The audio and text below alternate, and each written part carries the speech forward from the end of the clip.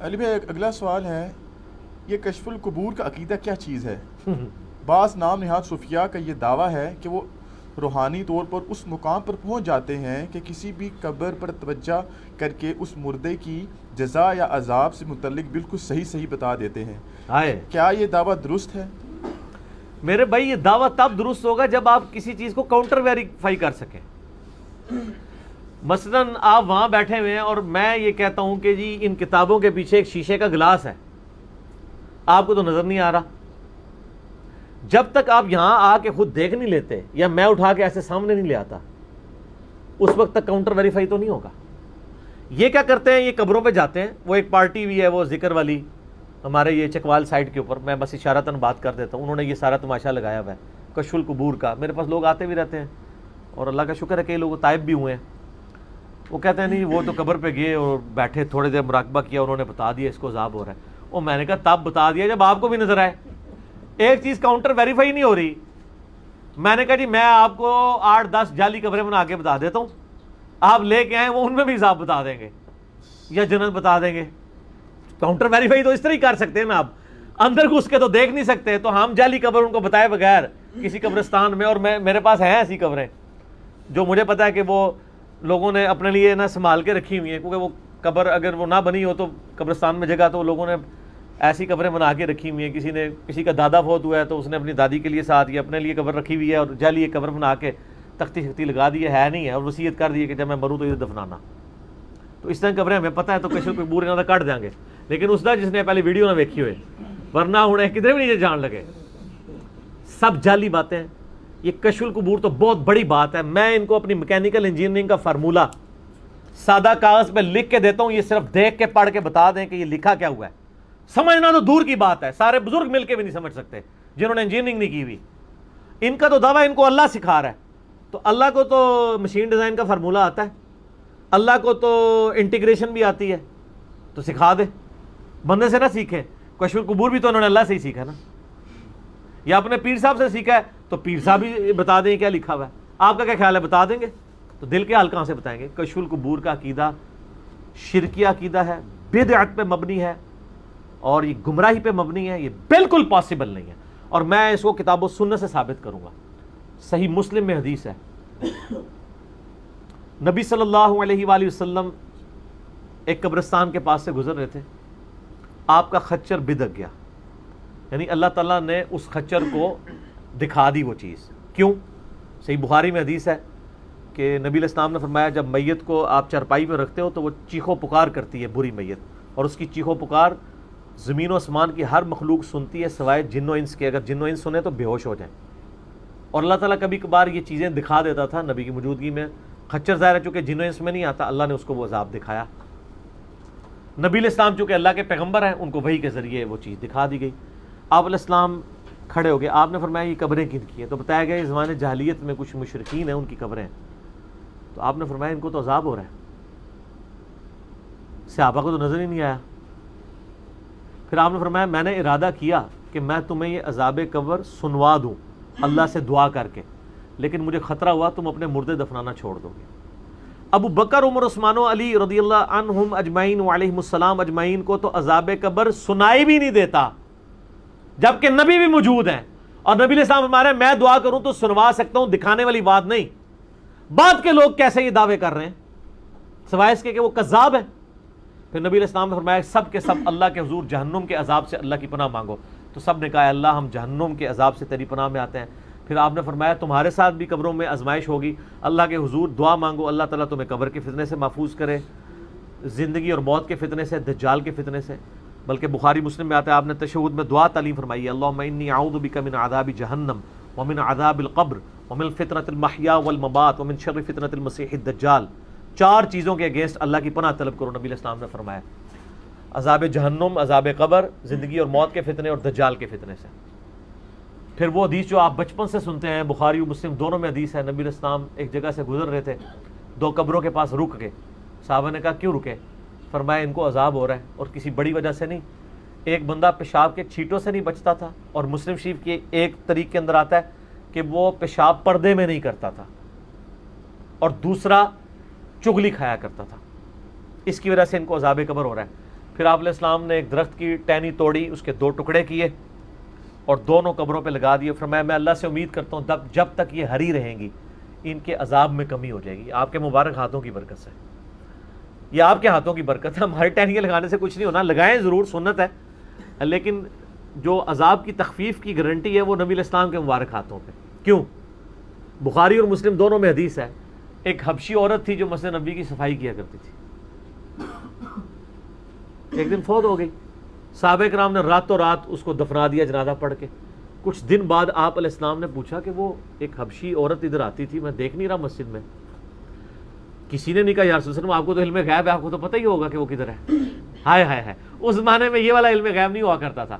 اس زمانے میں علم غیب یہ ہوا کرتا تھا کہ جو اللہ بتاتا ہے وہ پتہ ہے، جو نہیں بتاتا نہیں پتا. تو انہوں نے کہا یا رسول اللہ وہ تو فوت ہو گئی. آپ فرمایا تم نے مجھے کیوں نہیں بتایا؟ حریص علیکم بالمؤمنین رؤوف الرحیم. یار مسجد کی صفائی کرنے والا بھی اللہ کے نبی کو کتنا محبوب ہے. آپ کے نزدیک سٹیٹس یہ ہے کہ اللہ کے لیے کس کی کمٹمنٹ ہے. آپ نے صحابہ کو ساتھ لیا، اس کی قبر پہ گئے. ہائے ہائے ہائے، یہ پروٹوکول ہے سر، دنیاوی منصب پروٹوکول نہیں ہے. ایک کالی حبشی عورت بھی نبی علیہ السلام کے لیے کتنی قیمتی ہے. اور صحابہ کہتے ہیں قبر پہ گئے، ہم نے حضور علیہ السلام کو ان کی قبر بتائی، آپ قبر پہ کھڑے ہوئے، آپ علیہ السلام نے وہاں پہ نماز جنازہ اس کی قبر پہ جا کے پڑھی. اور پھر آپ صلی اللہ علیہ وآلہ وسلم جب پلٹے تو آپ نے فرمایا یہ قبریں اندھیروں میں ڈوبی ہوئی تھی، اللہ نے میرے جنازہ پڑھنے کی برکت سے انہیں نور سے بھر دیا. سبحان اللہ تو ایک پہلو ہے، ایک استغفر اللہ بھی ہے. کیا کسی کافر کی قبر نور سے بھر سکتی ہے؟ تو قبریں کس کی تھی؟ صحابہ کی. بریلوی دیوبندی اہل حدیث شیعہ کی تو نہیں تھی. ہائے ہائے، میں جب یہ باتیں کرتا ہوں پھر ان کو بری لگتی ہے. سر انجینئرنگ کرنی پڑتی ہے آپ کو بتانے کے لیے کہ سب کا ایک لیول نہیں ہوتا. نور سے بھری اسی صورت میں کہ مسلمان تھے. آپ علیہ السلام کی دعا کی برکت سے، آپ کے جنازہ پڑھنے کی برکت سے، اس لیے تو صحیح مسلم شریف میں آتا ہے، ایک صحابی کہتے ہیں میں نے جنازے کی دعائیں نبی علیہ السلام کے پیچھے کھڑے ہو کے یاد کی ہیں، اور کہتے ہیں جب میں نے دعائیں سنی تو میں نے خواہش کی کہ کاش میری میت یہاں پڑی ہوتی اور یہ دعائیں حضور میرے اوپر پڑھ رہے ہوتے. یہ صحابہ کو بھی پتا تھا کہ نبی علیہ السلام کا دعا پڑھنا کیا چیز ہے. سورہ توبہ میں آتا ہے نا، نبی ان کے لیے دعا اور استغفار کریں، آپ کی دعا ان کے دلوں کی ٹھنڈک ہے. نبی علیہ السلام کی دعا کوئی چھوٹی چیز ہے. حضرت جبرائیل بھی آتے ہیں تو حضور سے دعا کروانے کے لیے آتے ہیں، جو ترمذی میں حدیث ہے، مستدرک الحاکم میں بھی موجود ہے.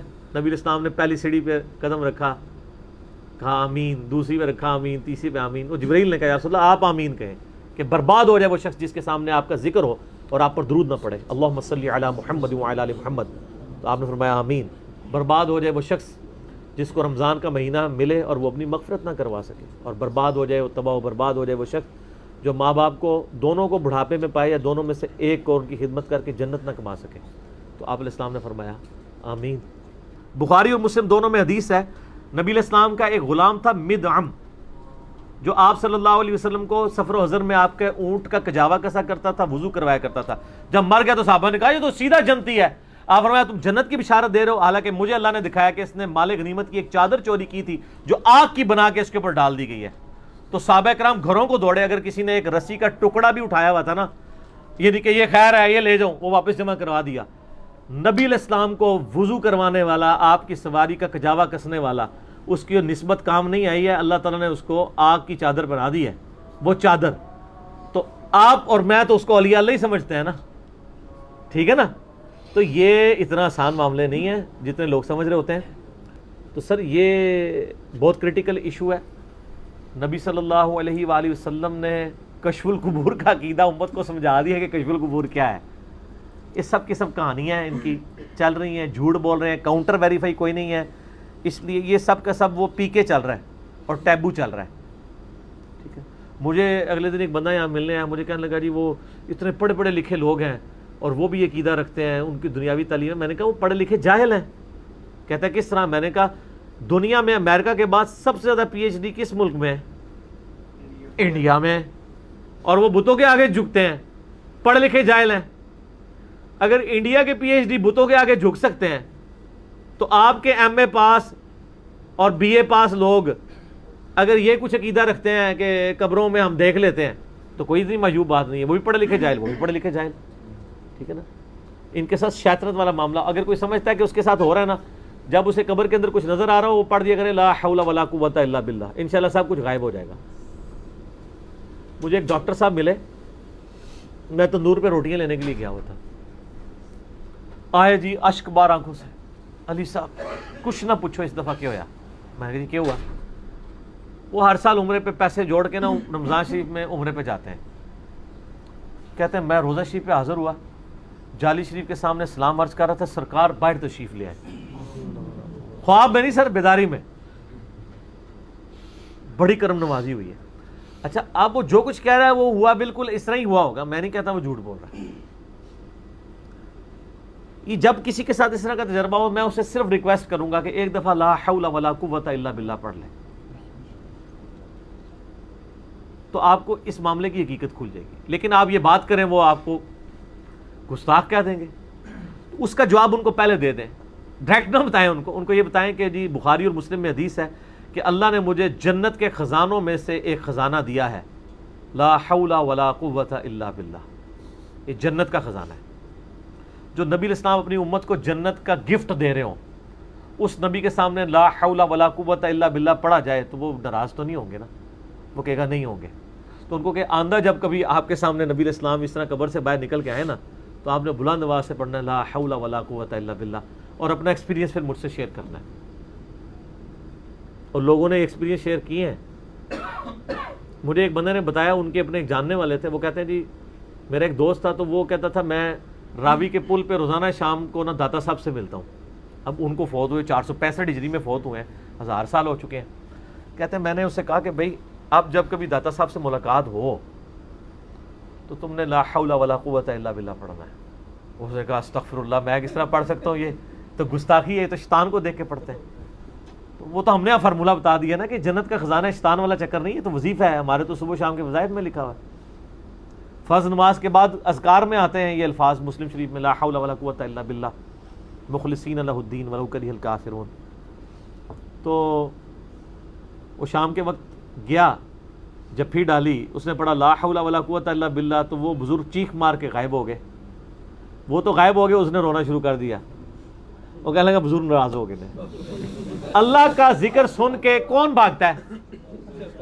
اگر یہ مجھے کہتے ہیں نا یہ انسانوں میں سے شیطان ہے، میرے سامنے آپ لا حول ولا قوت الا باللہ اسپیکر میں پڑھیں، میں غائب نہیں ہوں گا، تو میں پھر اولیاء اللہ میں سے ہوا نا.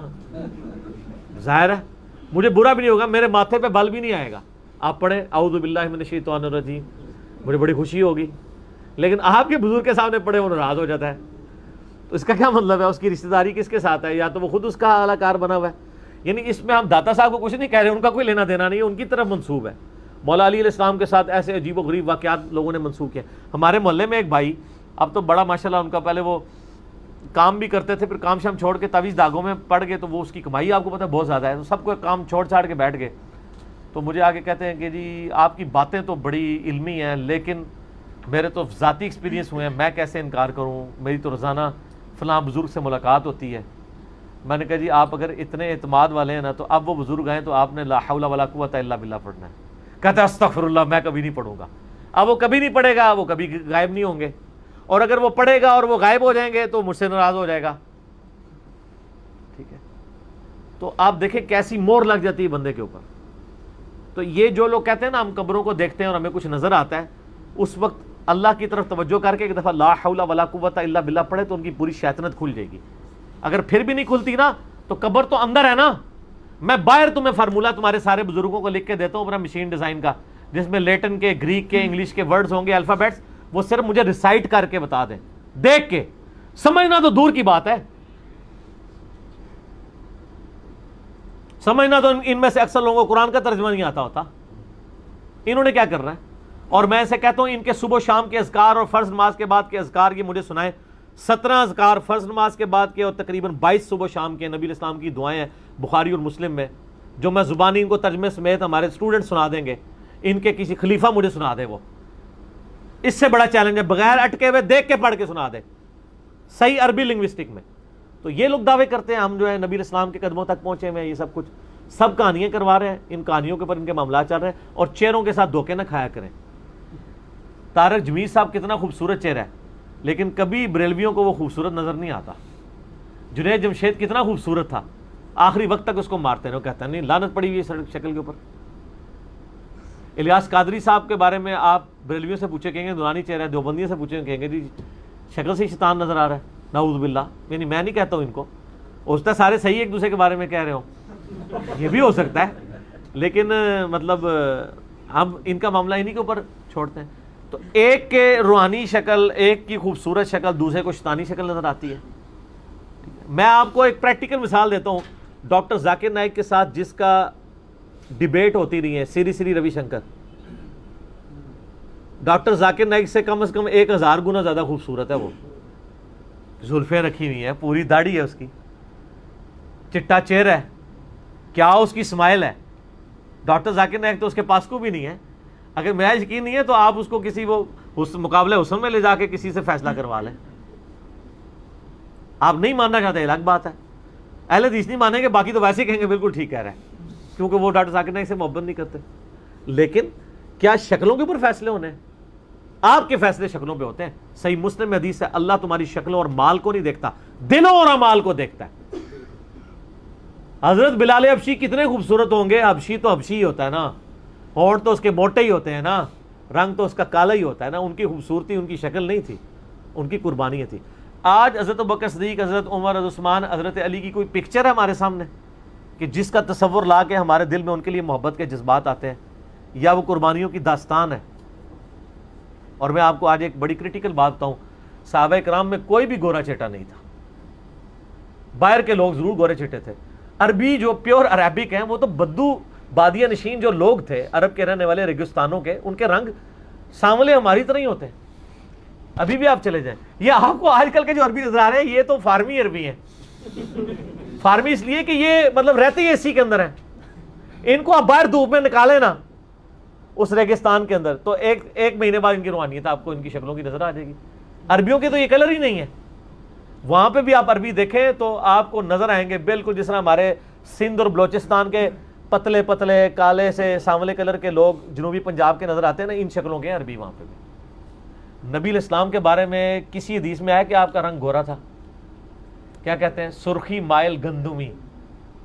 تو آپ علیہ السلام بھی تو گورے نہیں تھے، تو آپ نے تو گورے کو خوبصورتی کی علامت بنایا ہوا ہے۔